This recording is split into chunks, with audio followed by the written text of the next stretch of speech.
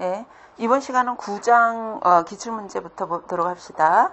우리가 9장 문제 3번 보도록 하죠. 병원의 구조가 커지면은 조정의 필요성이 더 커지는 거죠. 그래서 조정을 효율적으로 하려면 이라고 했는데요. 조정 방법에 들어가는 게 뭐냐? 이걸 묻는 거죠. 우리가 조정 방법에 들어가는 것이 기억본 보시면 수직적 통합으로 계층적 구조를 통해서 정보 체계를 수립한다. 이건 수직적 통합에 들어가는 거예요. 수직적으로 우리가 조정하는 방법이고요. 근데 니은번에 일상적인 사건에 관해서 정책 확립한다. 정책, 절차, 규칙 이런 것들이 행동을 우리가 조정하는 방법이거든요. 그래서 이것도 들어가는 거고. 그다음에 디귿번에 관련 부처라던가 관련 구성원들의 업무 활동을 수평적으로 위원회라던가 집단회라던가 이런 걸 통해서 통합할 수 있어요. 그래서 이걸 수평적 조정 방법에 해당되겠죠.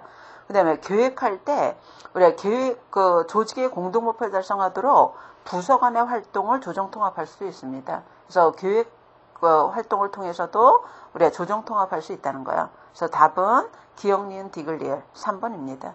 그다음에 4번 가도록 하죠.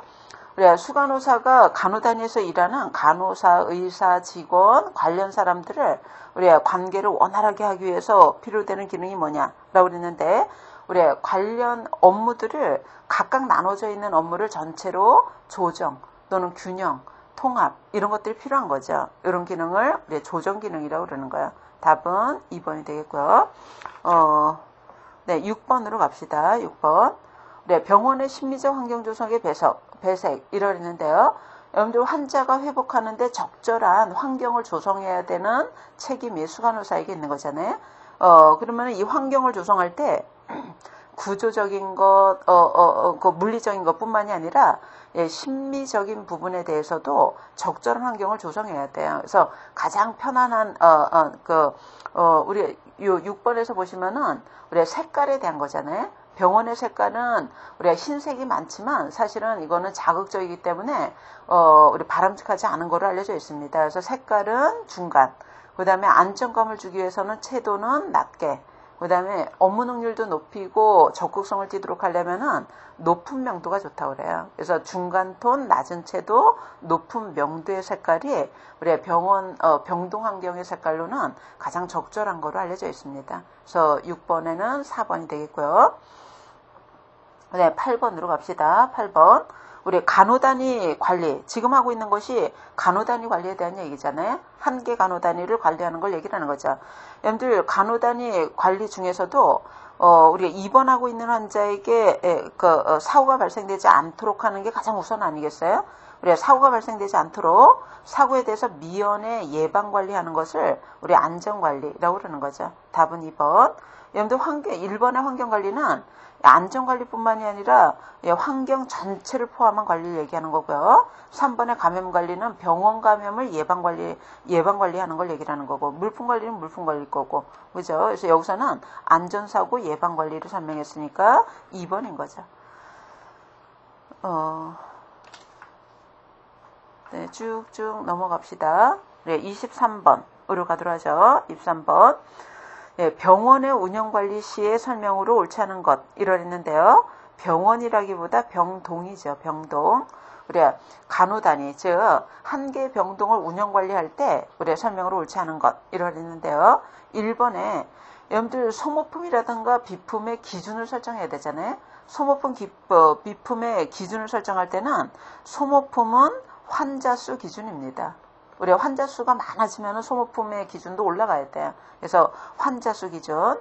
그다음에 비품이라고 하는 것은 우리가 한 번 구입하면은 장기간에 걸쳐서 사용하는 게 비품 아니겠어요? 비품은 침상수 기준에서 우리가 산정을 해요. 그래서 1번은 우리가 침상수하고 환자 수를 바꿔야지 맞는 거죠. 나머지는 우리가 병원 운영 관리, 특히 물품 관리에 대한 얘기예요. 23번은 물품 관리라고 하는 것이 더 정확한 것 같습니다.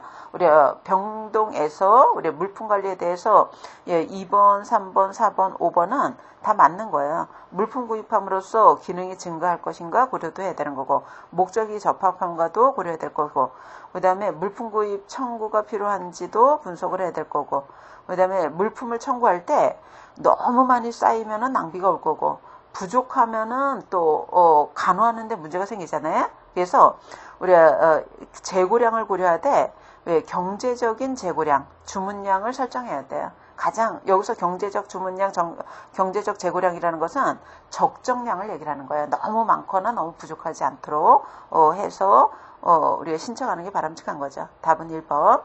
그 다음에 25번으로 갑시다. 재고조사 시에 기대할 수 없는 것, 이라고 그랬죠. 여러분들 재고조사라는 것이 물품관리 방법 중에서도 우리 간호단위에서 사용되는 뭐 소모품이라던가 비품이라던가 뭐 그 밖에 장비라던가 이런 게 있잖아요. 정기적으로 숫자라던가 상태라던가 이런 것들을 조사하는 거를 재고조사라고 그럽니다. 간호단위에서는 물품에 대해서 정기적으로 재고조사해야 되는 거죠. 우리가 재고조사 왜 하냐? 첫 번째 보시면은 기준량을 확보할 수 있다. 이건 맞는 얘기예요. 우리가 기준량이 부족하면은 더 늘려야 될 거고, 그다음에 늘 물건이 쌓여 있다. 기준량을 줄일 수 있는 거죠. 그래서 기준량을 확보할 수도 있고 조정할 수도 있고 이런 목적으로 하는 거고요. 그다음에 쓰지 않는 거는 반환할 수 있어요. 다른 데서 잘 활용되도록 우리가 반환하는 계기가 될 수도 있죠. 그래서 2번도 맞는 거고요. 3번에 물품에 대해서 교육할 수 있는 기회가 된다. 이거는 재고조사하고는 거리가 있다는 거예요. 그래서 우리가 물품관리 방법은 기준량 설정하는 것도 있고, 그 다음에 교육하는 물품관리 방법도 있고 잘 활용되도록 재고조사도 하는데, 3번은 우리가 교육훈련에 대해서 설명한 거기 때문에 재고조사하고는 거리가 있는 내용이라는 거예요. 답은 3번. 4번에서는 재고조사는 숫자만 확인하는 게 아니라 상태를 확인하기 때문에 교환이나 그죠? 수선이나 교환이 필요한 물건도 확인할 수 있고, 그다음에 필요한 교환이나 수선이 필요한 물품을 확인할 수 있다는 얘기예요. 답은 3번입니다. 그다음에 27번 가도록 하죠. 7번 물품 구입 시에 가치 분석에 대한 설명으로 옳은 것 이러랬는데요. 여러분들 물품관리 방법, 우리 물품관리가 중요한 이유 중에 하나가 환자 간호에 영향을 줘서도 물품관리가 중요하지만 우리가 인력 다음으로 많이 들어가는 예산이 물품 아니겠어요? 그래서 물품이 낭비되지 않도록 잘 활용하기 위해서도 물품관리가 필요한데, 우리가 물품이 낭비되지 않고 잘 활용되도록 하기 위한 기법 중에 하나가 가치 분석입니다. 물품이 우리가 물품이 낭비되지 않도록 잘 활용하는 기법이 여러 가지가 있는데요. 그 중에 하나가 가치 분석이라는 거예요. 가치 분석이라는 것은 우리가 환자 간호하는데 이 물건이 꼭 해줘야 되는 기능이 있겠죠. 이 기능을 분석해서 기능은 꼭 하면서도 우리가 불필요한 기능은 제거를 해야 돼요. 왜 그러냐면 기능이 많을수록 우리가 물품의 비용은 가격은 비싸지는 거죠. 그래서 꼭 필요한 기능을 하면서도 우리가 불필요한 기능은 제거하고 그 다음에 값싼 물건을 찾아보는 기법을 가치 분석이라고 그러는 거예요. 그래서 우리가 경제적으로 물품을 관리하기 위해서 값싸게 구입을 하되, 그러려면은 꼭 필요한 기능이 뭔가 이걸 분석하는 것을 가치 분석이다, 이렇게 얘기를 하는 거죠. 그래서 잘 설명한 게 2번입니다. 여러분 잘 설명하다 보면 대부분 문장이 길어지는 게 특징이죠. 그죠? 답은 2번이에요. 그다음에 31번으로 갑시다. 환자 간호 기록 목적. 여러분들 간호 기록을 왜 꼭 해야 되는가? 물론 뭐 법에 정해져 있기 때문에도 기록을 해야 되지만 우리가 기록해야 되는 이유는 여러 가지가 있다는 거예요. 일단 법적 문제가 야기됐을 때는 법적 중요한 증빙 자료, 근거 자료가 될 수도 있고요. 그래서 기억번 들어가는 거고, 그 다음에 좀 더 간호의 발전을 위해서 연구나 학술에도 활용할 수 있고, 그 다음에 무엇보다도 간호를 지속적으로 하는데 우리가 기초자료가 될 수 있겠죠. 그래서 디귿번도 들어갈 거고요. 리을번은 기록하는 목적으로 적절하지 않다는 거예요. 사실은 수가 산정할 때 이 기록 자료가 근거가 되기도 하잖아요. 그래서 병원 수입과도 관련성이 있긴 있죠. 그러나 여기서 묻는 의도는 뭐냐면 간호 기록하는 우리가 중요한 목적, 우리가 기록의 중요한 목적에 해당되는 것, 이렇게 이해하시고, 수익과 직접 관계되기 때문에 기록을 꼭 해야 되는가? 요거는 적절하지가 않다는 거예요. 적절하지 않다는 것. 그래서 문제 의도에 맞게끔 답을 고르자면 리을번 뺀 기억, 니은, 디귿 이렇게 조합하시면 될 것 같고요. 답은 1번이 되겠죠. 그 다음에 나머지 문제는 여러분들 예상 문제로 쭉 한번 풀어보시기 바랍니다. 풀어보시고, 그래서 간호단위 관리와 관련해서는 우리가 가뿐하게 이렇게 문제를 풀어봤고요. 그 다음에 윤리와 법에 대한 문제, 우리 10장과 관련된 문제 보도록 합시다. 10장 문제로 넘어가도록 하자. 여러분들 여기서는 어떤 내용을 다뤘었냐면 간호단위에서 일하는 간호사가 업무 수행할 때 적어도 외부에서 국가가 정한 법을 위배해서는 아니 되는 거잖아요. 그래서 우리가 간호 업무 수행하는 데 있어서 법적 의무에 대한 내용을 우리가 여기서 주로 다루는 거다는 것. 법적 내용을 다뤘고요.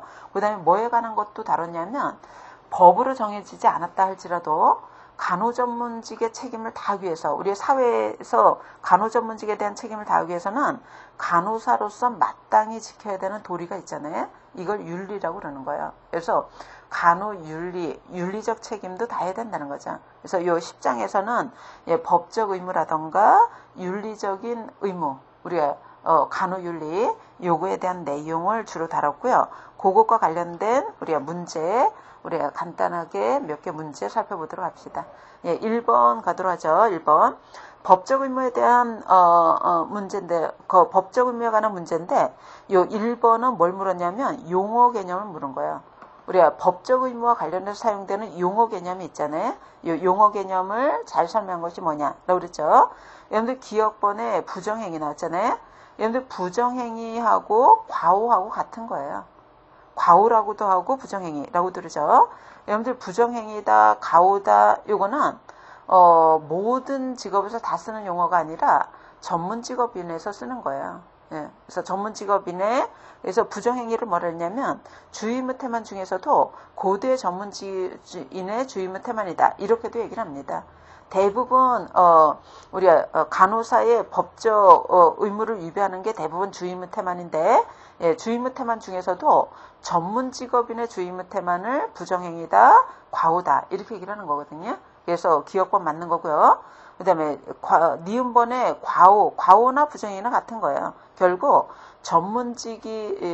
전문가라면 수행해야 되는 표준적 행위를 제대로 하지 못한 거를 우리가 부정행위다, 강우다 이렇게 얘기를 하는 거예요. 그래서 기억, 니은은 다 잘 설명했습니다. 같은 거라고 보셔도 되고요. 그 다음에 디귿번에 과실이라는 것은 특수한 직무를 수행하다 저지른 과실. 이것도 잘 설명한 거예요. 근데 이걸 조금 더 보완하자면 여러분들 법에서 아직 판정받지 않은 상황에서 사용되는 게 부정행위와 과오라는 거예요. 근데 만약에 법정에서 간호사의 잘못이 있고 환자의 피해가 있고 이게 인과관계로 법정으로 증명이 됐다. 이런 상황에서 사용되는 과오를 과실이라고 그러는 거예요. 그래서 우리가 특수한 직무를 수행하다가 저지른 과실을 과실이라고 그러는데 법적으로 판단받은 상황에서 사용하는 용어입니다. 그래서 어쨌든 디귿번도 맞는 설명이에요. 그 다음에 리을번에 고의나 과실로 인한 위법, 특히 간호사의 잘못이 있고 환자의 피해가 있고 인과관계가 있는데 그 간호사의 잘못이 위법한 행위 때문에 발생했다면 그걸 특히나 뭐라고 그러냐면 불법행위다 이렇게 얘기를 하는 거죠. 그래서 이거는 기억, 니은, 디귿, 리을 다 맞게 설명한 거예요. 그래서 답은 5번이 되겠고요. 그 다음에 2번으로 갑시다. 우리가 전문 간호사의 법적 의무. 여러분들 의료법에 보면은 의료인이 있죠. 의료인 5종이 있잖아요. 그 중에 간호사가 들어가죠. 그 의료법에 명시되어 있는 간호사의 법적 의무가 우리가 진료 보조하는 것, 그 다음에 기억번에 요약이 아니라 요양이에요. 요양지도 하는 것, 그 밖에도 간호 업무 활동에 대해서 기록하고 보관하도록도 돼 있고 또 그 대통령이 정하는 보건 활동을 하도록 되어 있어요. 그래서 우리가 의료법에 명시되어 있는 업무는 기억, 니은, 디귿 이렇게 들어가 있죠. 우리가 간호 업무 수행하는데 과정을 적용해야 된다. 이런 것들은 그 법에는 명시되어 있지 않아요. 그래서 답은 1번입니다. 네, 4번으로 가도록 하죠. 간호과오가. 여러분들 간호과오라는 것은 아직 법적으로 판정받지 않은 상황에서 쓰는 용어고요. 그죠? 이게 법에서 인정되면은 과실이라고 그랬죠. 과실 중에서도 우리가 위법한 행위로 발생한 과실을 불법행위라고 그러는 거예요. 그러면은 4번에 뭐라고 그러냐면 불법 행위 책임을 발생시키는데 필요한 요건이 아닌 것 이러랬죠. 여러분들 법정에서 불법 행위다 라고 판정하기 위한 요건이 있어요. 그 요건에 해당되지 않는 것 이러랬는데 1번에서 뭐라 했냐면 일단 간호행위 결과가 위법한 것이고 그죠? 법을 위배했어야 되는 거죠. 거기다가 법률상 비난받는 것임을 인식하는 정신능력이 있을 것. 일단 이거를 판단할 수 있는 능력이 있는 사람에게만 적용을 하는 거예요. 그래서 기억번 1번은 맞는 거고요. 그 다음에 간호행위와 환자에게 발생한 손해 간에 인과관계가 있어야 돼요. 2번도 맞는 거고. 그 다음에 3번에서는 우리가 간호행위가 사회가 보호하는 권리를 침해하는 거다. 이 3번은 결국 뭐냐면 위법한 행위해야 된다는 거예요. 권리를 침해하는 것이어야 된다가 위법한 행위일 것 이런 뜻입니다. 그래서 3번도 맞고요. 4번에서는 환자에게 손해가 발생할 것을 알면서도 이를 시행한 고의가 증명돼야 된다. 고의가 증명돼야 된다. 이거 옳지 않습니다. 여러분들 간호사가 환자에게 손해를 주겠다 이런 의도가 없었어도요. 모르고 한 행위가 환자에게 피해가 있고 이게 인과관계가 있으면서 위법했다면 위법한 행위가 되는 거예요. 그래서 우리가 손해가 발생할 것이라는 것을 알고 고의가 있다는 것이 증명되는 요거는 불필요합니다. 그래서 간호사 행위, 잘못된 행위가 있고 피해가 있고 인과관계가 있는데 위법한 행위, 그 행위가 위법한 행위면은 불법 행위가 되는 거예요. 의도가 없고 그 다음에 모르고 했었어도 우리가 불법 행위가 되는 거거든요. 그래서 4번은 요건에 들어가지 않습니다. 그래서 답은 4번이 되겠고요. 그 다음에 6번으로 가도록 하죠. 우리가 사전동의 제도라는 게 있죠. 여러분들 사전동의는 왜 받는 거냐면 본인에 관한 것은 스스로의 결정을 존중해야 된다는 원리가 자율성이라는 거거든요. 자율성을 존중하기 위해서 환자가 병원에 입원했더라도 의료행위를 하기 전에는 반드시 설명하고 동의받도록 되어 있어요. 그러면은 6번 보도록 하죠. 사전동의가 타당성. 우리가 사전동의가 인정되려면은 몇 가지 조건을 갖춰야 돼요. 그 조건에 속하지 않는 것. 이러랬죠. 1번에 보시면은 여러분들 사전동의, 동의서 받고, 우리, 동의서 설명하고, 우리, 동의, 즉, 동의했다는 것을 사인받도록 되어 있잖아요. 조건에는 첫 번째가, 결정할 수 있는 능력이 있어야 돼요. 이거 맞는 내용입니다. 여러분들 만약에 결정 능력이 없는, 미성년이라던가, 또는 정신 질환이 있다던가 의식이 명료하지 않는다던가 이런 경우에는 우리가 타당성을 인정받기 어렵습니다. 그래서 1번 맞는 거고요. 2번에 우리가 의료인은 관련된 정보 계획을 대상자가 이해할 수 있도록 전달된다. 환자가 정보를 듣고 나서 동의를 했어야지 아무것도 모르는 상태에서 동의한 거는 타당성이 인정되지 않아요. 그래서 충분하게 정보를 알렸어야 된다는 거죠. 그래서 2번도 맞는 거고요. 그 다음에 3번에 설득이나 조정 방법에 의해서 의료인의 의도 목적에 맞게끔 충분한 정보가 제공돼야 된다. 설득, 조정도 틀린 거고 의도와 목적에 맞게도 틀린 거예요. 있는 그대로를 정보를 알렸어야지 의료인의 의도에 맞게끔 설득할 목적으로 이렇게 정보를 제공했다면 이거는 타당성이 있는 사전동의다. 이렇게 볼 수 없는 거죠. 답은 3번이 되겠고요. 그 다음에 4번에 의료인이 그 결정을 인정한 소정의 절차를 통해서 대상자의 결정을 객관화해야 된다는 것. 우리가 동의서를 받는 절차를 지키고 우리가 사인도 받고 이런 결정을 통해서 우리가 객관성이 인정이 돼야 돼요. 그래서 이건 맞는 내용입니다. 답은 3번이 되겠어요. 3번. 네, 9번으로 갑시다. 불법 행위에 대한 설명으로 옳게 고르면 이러랬는데요. 불법 행위에 대한 것이 우리 앞에서 나왔죠. 위법 행위로 타인에게 손해를 가한 자는 그 손해에 대해서 배상할 책임을 묻는 것을 불법 행위라고 그러는 거예요. 기억법 맞고요. 인과관계란 행위자의 고의 과실과 여기서의 고의는 고의성을 얘기를 하는 게 아니에요. 그죠? 우리가 그 행위자가 고의 과실이라고 그랬는데 의도하고는 다른 여기서는 알면서 우리 행위자의 고의 과실 의도가 아니라 그냥 알면서 과실행위가 하게 하고 과실행위하고 결과하고의 인과관계가 있어야 된다는 거예요. 인과관계가 있어야 된다. 이것도 들어가는 거고 그 다음에 배상을 하되 금전배상을 기본 원칙으로 합니다. 우리가 중대한 어떤 사상을 초래했을 때는 형사상 그 책임을 묻기도 하지만 우리가 그렇지 않은 경우에는 대부분이 기본적으로는 금전적 배상, 민사 책임을 추궁하도록 배상하도록 돼 있고요. 책임을 묻도록 돼 있고, 그래서 디귿번도 맞는 거고, 리을번에 불법 행위를 한 책임은 고의나 과실로 인한 위법한 자에게, 즉 병원에서 일하는 간호사로 보자면 간호사에게만 책임이 귀속된다. 이거 옳지 않습니다. 간호사는 행위자로서 책임을 짓는 거고요. 우리가 병원은 간호사를 사용을 해서 일하도록 했기 때문에 요 행위자의 행위함으로써 이익이 우리 사용자에게 귀속이 되는 거잖아요. 그래서 우리 행위자만 책임 귀속되는 게 아니라 행위자를 사용한 사용자, 우리 병원으로 보자면 병원도 책임을 지게 되는 거예요. 양벌 규정을 적용합니다. 그래서 행위자, 사용자 다 책임이 있어요. 그래서 리을번은 옳지 않은 내용이죠. 답은 3번이 되겠어요. 그 다음에 11번으로 갑시다. 우리가 주의 의무. 간호사의 대부분의 법적, 법을 위배하는 경우가 대부분 주의 의무 태만이에요. 주의 의무라는 것은 간호사로서 주의 집중해서 했어야만 하는 것을 다 했어야 되는 의무를 주의 의무라고 합니다. 이건 사전에 묻는 게 아니라 사후에 묻는 거예요. 사후에 간호사로서 했어야 되는 걸 다 했냐 그렇지 않냐 이걸 묻게 될 거거든요. 그러면은 주의 의무는 우리가 두 가지로 구성된다 그랬죠. 예견 의무가 있고 결과 회피 의무가 있는데 기억번에 보시면은 주의 의무는 예견 의무가 있다. 이거 맞죠?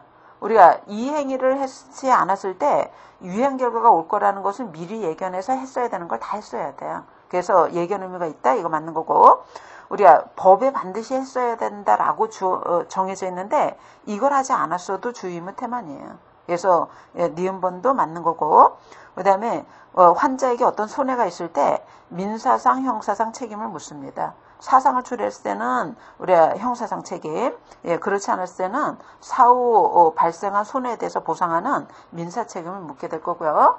그 다음에 이 주의 의무 태만을 판정할 때 기준이 되는 거는 일반 간호사, 즉 보통 간호사를 기준으로 합니다. 예외적인 간호사를 기준으로 하는 게 아니고요. 그래서 답은 다 포함되는 거예요. 답은 5번이 되겠고요. 그 다음에 16번으로 갑니다. 16번. 우리가 기록 방법으로 맞는 것 이라고 그랬죠. 여러분들 우리가 의료법에 간호 업무에 대해서 반드시 기록하고 보관하도록 되어 있거든요. 그래서 기록 방법으로 맞는 것 이라고 했는데 기억번에 보시면 허위 작성했을 때 6개월 자격정지다 라고 그랬죠. 요거는 옳지 않아요. 우리가 허위로 작성했을 때는 그 해설에 보시면은 우리가 허위로 기록했다. 자격정지 우리가 15일에 해당됩니다. 허위로 그죠? 우리가 허위로 작성했다. 우리가 요거는 해설에 나와 있지 않 1개월. 그죠? 허위로 작성했을 때는 1개월에 해당되는 거고요. 기록 후에 서명하지 않았다. 라고 그랬는데 여러분들 해설에 보시면은 기록 후 서명하지 않은 경우에는 15일. 이라고 그랬잖아요. 그 기록하지 않았거나 서명하지 않은 경우는 15일이라고 그랬는데 지금 현재는 조금 변동이 됐어요. 기록하지 않았으면은 15일이고 그 다음에 사인하지 않았으면은 그냥 경고입니다.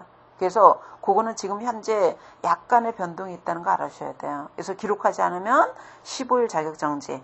그 다음에 우리가 서명하지 않으면은 지금은 자격정지보다 경고를 주도록 되어 있어요. 그래서 그렇게 알아두시고, 그래서 니은변은 지금 현재로는 이건 또 잘 맞지 않는 거예요. 지금 현재로는 그냥 경고 이렇게 알아주시고, 그 다음에 우리가 잘못 썼을 때는 에러라고 표시를 해줘야 되잖아요. 검은색이 아니라 붉은색으로 하도록 되어 있죠. 디귿번 틀리고요. 그 다음에 간호기록부는 모두 5년까지 보관하도록 되어 있어요. 그래서 리을번은 맞는 설명입니다. 그래서 우리가 맞는 게 여기서는 우리가 이 문제가 나올 당시에는 니은, 리을 이렇게 들어갔겠지만 지금 현재로는 기록 후에 서명하지 않으면 경고에 해당되기 때문에 지금 현 시점에서 봤을 때는 맞는 거는 리을번인 거예요. 리을번만 맞다. 이렇게 보셔야 됩니다. 네. 21번으로 넘어갑시다. 21번. 전단적 의료가 가능한 것. 이라고 그랬죠. 여러분들 병원에 입원한 환자에게 의료행위 우리가 의료행위를 할 때 반드시 설명하고 동의받도록 돼 있잖아요. 그죠? 우리가 설명하고 동의받지 않은 상태에서 의료행위했을 때는 우리가 전단적 의료라는 불법행위가 됩니다. 그러면은 21번에서 뭐라 그랬냐면 전단적 의료가 가능한 것 이라고 그랬으니까 이건 거꾸로 설명하자면 어떤 얘기냐면 설명 동의 받는 거에서 예외되는 거를 묻는 거예요. 우리가 반드시 의료행위 할 때는 설명하고 동의받도록 되어 있지만 우리가 병원이라는 특수한 상황이 있거든요. 그렇기 때문에 예외 조항을 두고 있어요. 이런 경우는 전단적 의료가 가능하다 이렇게 얘기를 하는 거죠. 어떤 경우에 가능하다고 되어 있냐면 여러분들 응급처치를 해야 되는데 환자가 의사표시 못한다던가 의식상실이 있다. 이럴 경우에는 동의받는 게 중요한 게 아니라 환자 입장에서 최선의 행동을 다 해줘야 되는 거죠. 그래서 이럴 때는 예외시킵니다. 그래서 기억번 들어가는 거고 그 다음에 니은번에 판단이 소극적이다. 이런 거는 전단적 의료가 가능한 경우 아니에요. 그래서 그 니은번에 해당되지 않고 그 다음에 응급 상황에서 대신 결정해 줄 사람이 없다. 이럴 때는 최선의 그 의료행위를 하도록 되어 있거든요. 이런 경우 설명동의 없어도 가능합니다. D급번 해당되는 거고요. 종교적인 사유를 거부한다. 이거는 해당되지 않아요. 그래서 답은 기억 D급 2번 해당되는 거죠. 네, 27번으로 갑시다. 27번으로 가도록 하죠. 노인요양시설에서 시행하고 있는 낙상바지 제재. 여러분들 적어도 병원에 입원했을 때 우리가 적어도 사고가 나지 않도록 해야 될 책임이 있는 거죠. 그죠? 그래서 우리가 사고가 나지 않도록 해야 되는데 특히 낙상 방지를 위한 대책이 포함되지 않는 것, 적절하지 않은 게 1번이죠. 우리가 창문을 낮게 한다. 우리가 낙상을 유발할 수 있는 사고를 유발할 수 있다는 거예요. 그래서 1번 옳지 않은 거고요. 나머지는 우리가 손잡이 설치하는 거, 자주 관찰하는 것, 그다음에 운반차를 이동할 때 사이드 레일 올리는 것 이런 것들은 다 방지 대책으로 적합한 거죠. 답은 1번 해당되겠고요. 그다음에 30번으로 갑니다. 30번. 여러분들 의료인의 결격 사유. 결격 사유는 면허 취소의 하나예요. 여러분들 시험 문제 잘 나오는 것 중에 하나가 그 면허 취소가 있고 면허 정지가 있잖아요. 우리가 어떤 전문인의 명예형으로 가장 위중한 형벌이 면허 취소입니다. 그러면은 요 면허 우리가 취소 사유에 들어가는 게 첫 번째가 뭐가 들어가냐면 면허 취소, 의료법의 면허 취소 사유에 의료인 결격 사유에 들어가면은 면허 취소예요. 결격 사유에 해당되는 경우, 의료인의 결격 사유에 들어가는 첫 번째가 금치산자, 한정치산자예요. 금치산자, 그죠? 한정치산자에 해당된다면 결격 사유. 여기에서 유념해야 될 것이 지금 현재로는 파산 선고가 빠졌어요. 예전에 파산 선고가 있었는데 파산 선고는 결격 사유에서 지금 제외됐습니다. 그래서 우리 규제 해설에 보기에 파산 선고 받고 복권되지 않은 자 있는데 지금은 이거 빼셔야 돼요. 파산 선고자는 지금 현재 제외다는 것. 그래서 금치산자, 산정치산자. 두 번째가 금고 이상의, 여러분들 법을 위배해서 금고 이상의 형을 받은 자. 금고 이상의 형을 받았다는 거. 불효 이런 거 들어가지 않아요.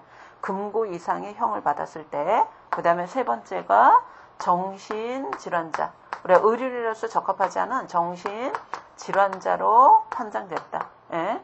그 다음에 네 번째가 마약이나 향정신성 의약품의 중독이에요. 의약품 중독입니다. 이렇게 중독 들어가고요. 그 다음에 두 번째로는 뭐냐면 자격정지 3회예요. 자격정지 3회입니다. 3회 이상 받았을 때. 그 다음에 세 번째가 우리가 면허 조건 이행하지 않았을 때. 면허 조건을 이행하지 않았다.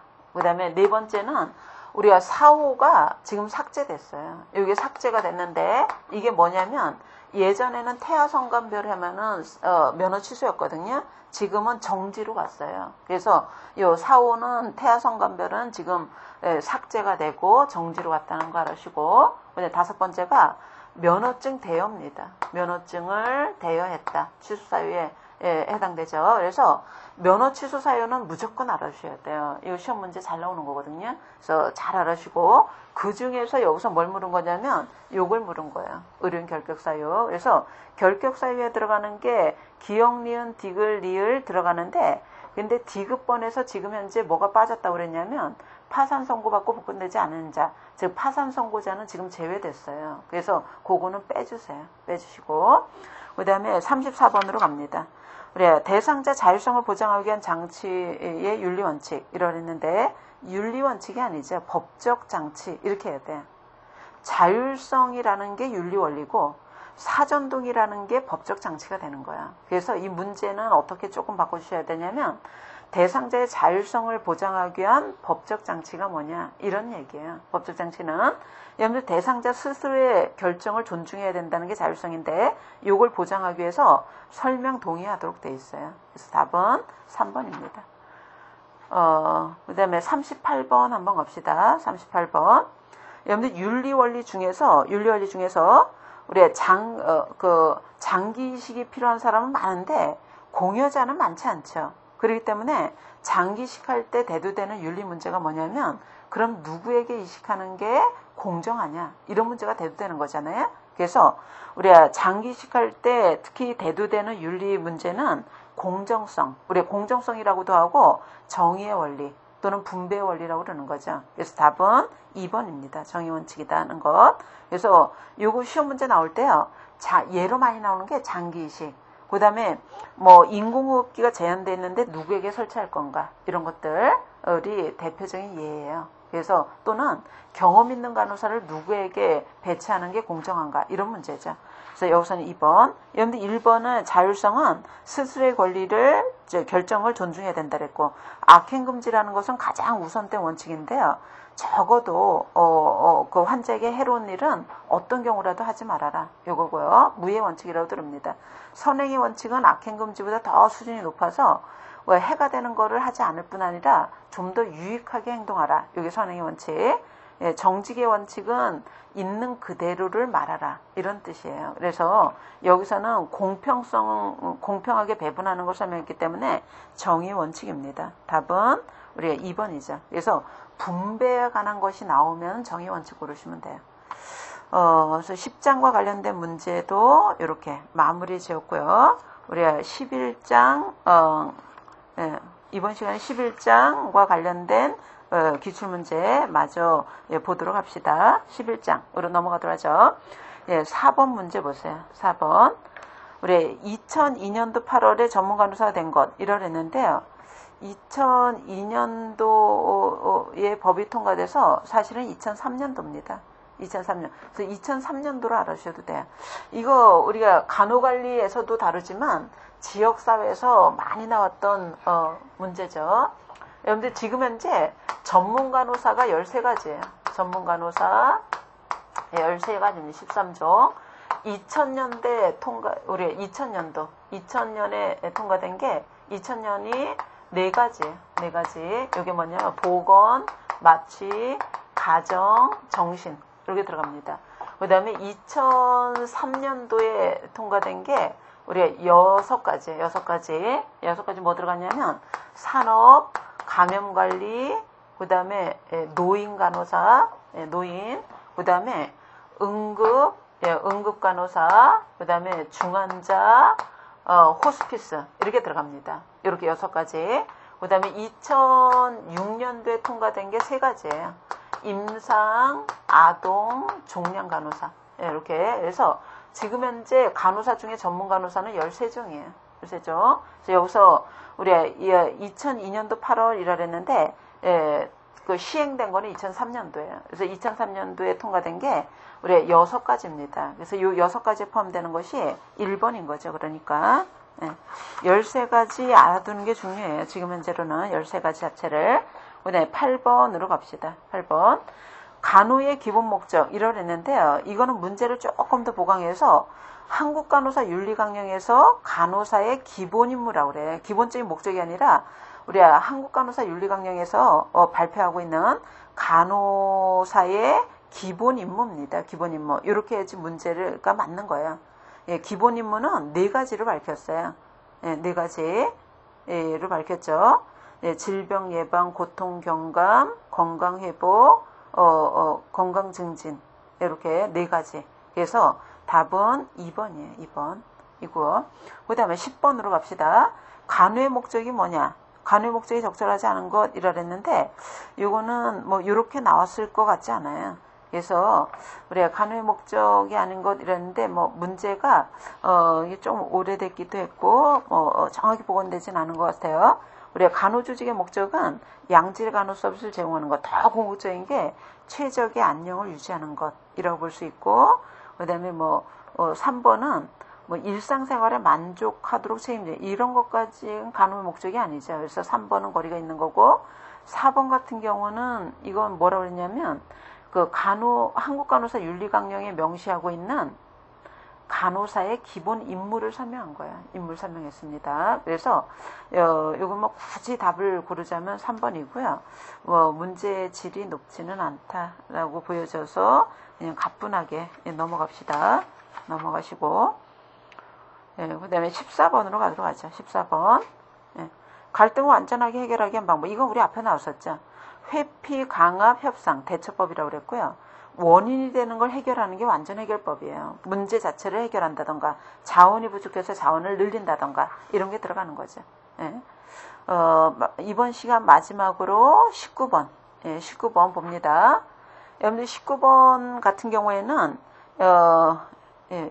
지금 우리가 하는 챕터와 관련된 문제라기보다 우리가 저기 앞에서 민츠버그가 제시한 관리자, 즉 지도자의 역할을 10가지가 있다고 그랬죠. 10가지 역할이 있고 관련성에 따라서 3가지 범주로 나눴었잖아요. 대인관계와 관련된 것, 정보와 관련된 것, 의사결정과 관련된 역할 이렇게 나눴는데 우리가 여기서 19번에서 뭐라 했냐면 자료를 우리가 그 OCS 시스템 처방 전달 그 체계를 도입하기 위해서 우리가 OCS 시스템을 도입하기 위해서 우리가 자료를 조사했다. 이건 자료 수집가의 역할을 한 거죠. 수집을 해서 간호사들에게 교육을 했다고 그랬잖아요. 이거는 정보를 알린 거라고 볼 수 있어요. 정보를 배분한 거고, 그 다음에 간호과장이 병원장에게 보고했다고 그랬잖아요. 우리가 내부의 정보를 외부에 알리는 것을 대변이라고 그러는 거죠. 대변가의 역할을 설명한 거예요. 그러면 자료를 수집하고 정보 수집하고 정보를 알리고 정보를 외부에 알리고 이거는 정보적 역할을 설명을 한 거죠. 그래서 답은 1번입니다. 그래서 오늘은 우리가 11장까지의 기출문제를 우리가 살펴봤고요. 다음 시간에 최근 기출문제에서 부록으로 나온 부분 있죠. 이 부분까지 우리가 문제 풀이는 그거까지 마무리 짓습니다. 감사합니다.